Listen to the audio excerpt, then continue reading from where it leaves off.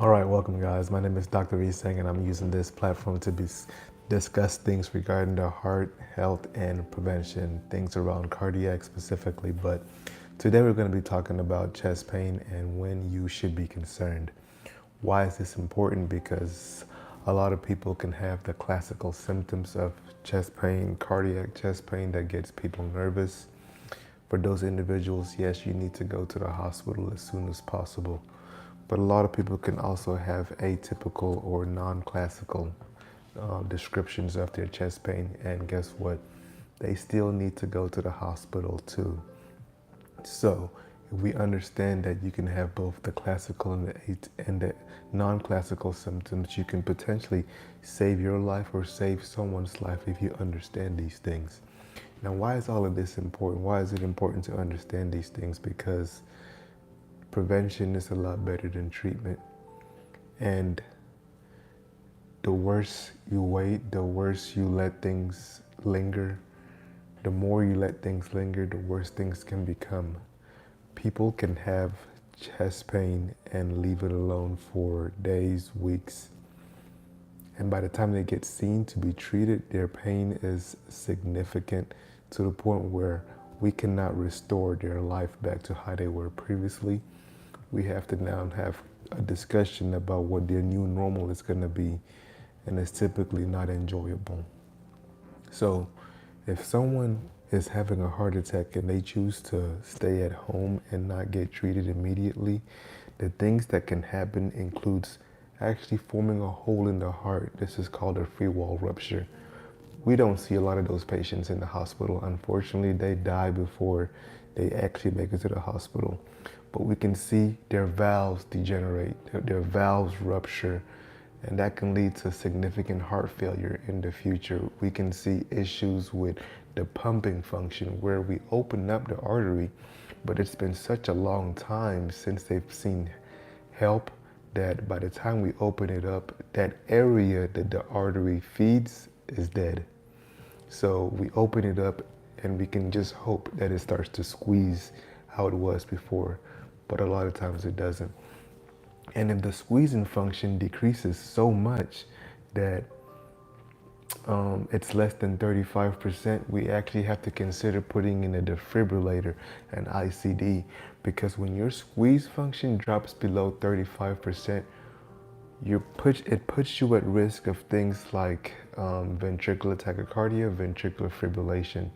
These are life-threatening rhythms. These are the rhythms where someone goes to sleep and unfortunately does not wake back up. So all of this is important, that if we understand what the classical and non-classical symptoms of chest pain are, we get seen earlier, we get treated earlier, we can try to restore your heart back to how it was before you had this incident. So what are the classical symptoms of chest pain? You have chest pain here, pain that moves to the shoulder. That's not a classical, but chest pain here, pain that is worse with exertion, pain that gets better with rest, or medication called nitroglycerin. If you have those three things, you definitely need to go be seen in the hospital as soon as possible, because if you have that and you have blood tests, you have an EKG, you may be having a heart attack. So you definitely need to be treated as soon as possible.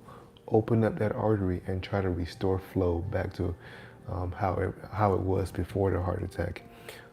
For those of you guys coming in, my name is Dr. Isang and I'm a cardiologist, and I use this platform to discuss these things so that you can potentially not be my patient or a future cardiology patient. And if you guys can hear me, please leave in the comments, yes, I can hear you, because I want to make sure that I haven't been talking for the past 4 minutes and no one is hearing. Perfect, you guys can hear me. And if the audio is okay, I'm using a mic here to be able to make sure that you guys hear me clearly. I got some music in the background to help myself, because I'm talking to a camera, I'm talking to a phone and no one is here.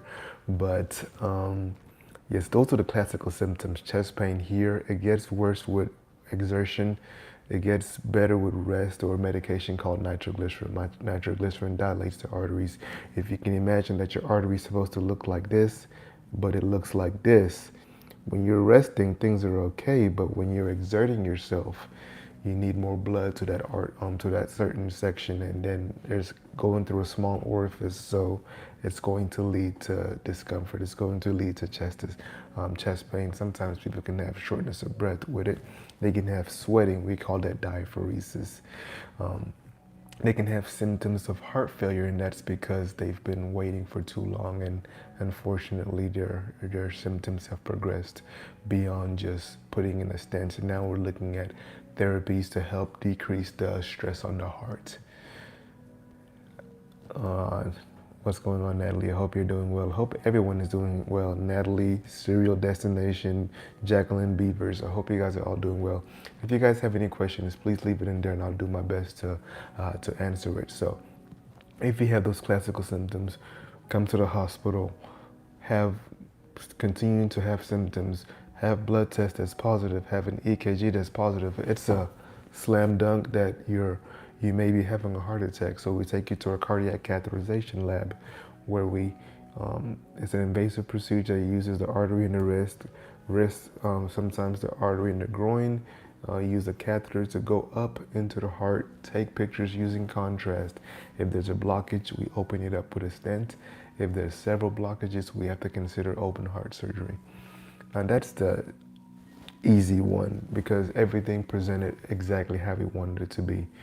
We now understand that unfortunately these classical symptoms were determined from the same demographic, basically older white males. So women sometimes present differently. African Americans, Native Americans, everybody has their own presentation. But the most common individuals that we see that don't have these slam dunk presentations includes women, diabetics, and people with kidney disease. Sometimes they don't have any symptoms at all. Sometimes it can be just shortness of breath. Sometimes it can be shoulder pain, back pain, elbow pain. They still need to be treated appropriately. They still need to get the evaluation done. They still need to have that heightened sense of concern. So what else can we do? Because if it's not slam dunk, we're going to not be so pressed on taking you to the cardiac catheterization lab. We can do a stress test, especially if your symptoms have resolved, is improved. We can do an ultrasound of the heart. This is known as an echocardiogram. And depending on the stress test and the echocardiogram, if those are abnormal, one of the two or both of them, then we take you to the cardiac catheterization lab to look for blockage. If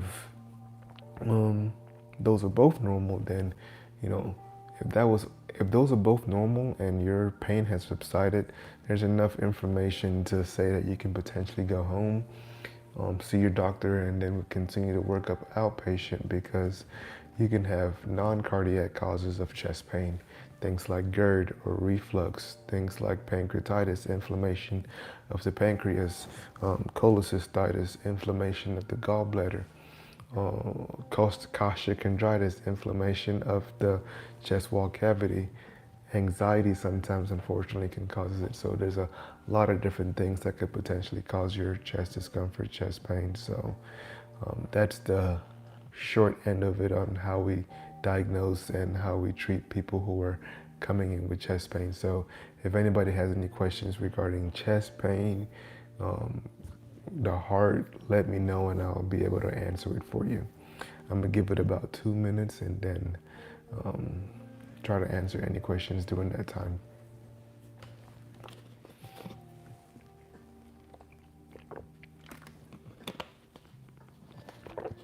Are you a therapist? No, I'm a cardiologist. I guess I'm a heart therapist.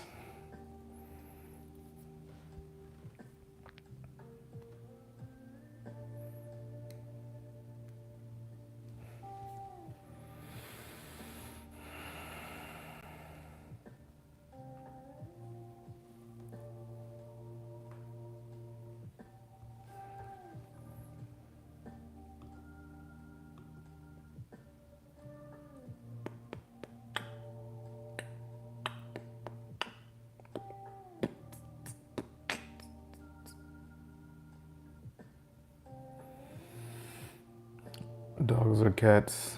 I'm gonna probably go with dogs, but I have a cat. Happy wife, happy life.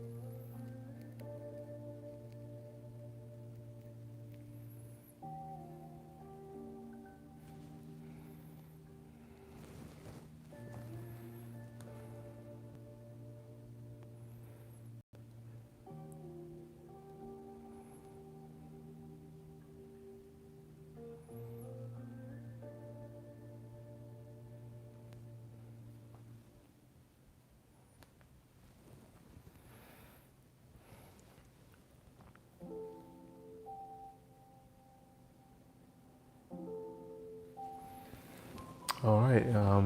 No further questions. So once again, it was a pleasure to be able to talk to, at least answer some questions regarding heart health and prevention. But one- excuse me, just to recap, if you're having chest pain that gets concerning for cardiac pain, it's pain here, pain that gets worse with exertion, pain that gets better with rest or medication called nitroglycerin. If you have any of those, do you work on people's hearts? Yes, non-invasively. So I do the initial evaluation, initial workup, and then if they need a cardiac catheterization, a heart cath, or if they need open heart surgery, I get them to see a surgeon for it. So I'm a non-invasive cardiologist.